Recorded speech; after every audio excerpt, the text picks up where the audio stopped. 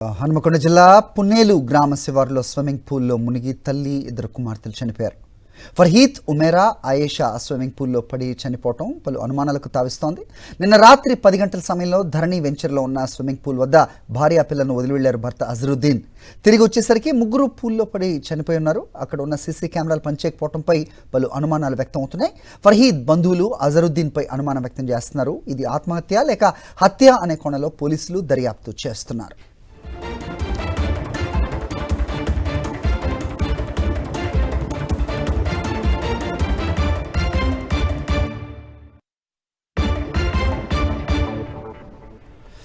హనుమకొండ జిల్లా ఐనవోలు మండలం పున్నేల్లో జరిగింది విషాదం. స్విమ్మింగ్ పూల్లో మునిగి తల్లి ఇద్దరు కుమార్తెలు చనిపోయారు.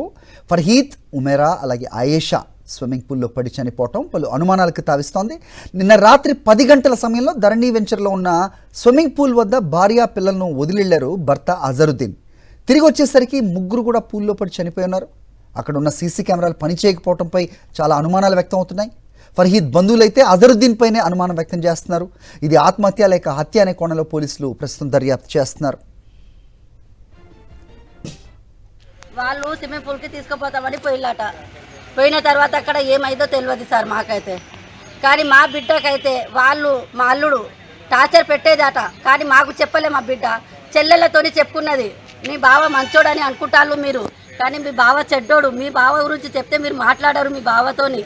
మీ బావ అంతా మంచోడు అనుకుంటారని మా బిడ్డలతో చెప్పిందట. మరి వాళ్ళు ఇప్పుడు మా బిడ్డకు ఫస్ట్ ఇద్దరు బిడ్డలు, దాని తర్వాత మళ్ళీ ఇద్దరు బిడ్డల ఏమో అని చూపెట్టి వాడు అబోషన్ చేపించిండు మళ్ళీ 2 సార్లు. మళ్ళీ ఇప్పుడు కాన్పుతోనే ఉన్నది. అది అబోషన్ చేపిమని మా బిడ్డతోని టార్చర్ పెట్టి లొల్లి పెట్టిళ్ళు. ఆ స్విమ్మింగ్ పూల్లో తీసుకుపోయి వాళ్ళు చంపిలా ఏం చేసిలా మాకు తెలియదు సార్.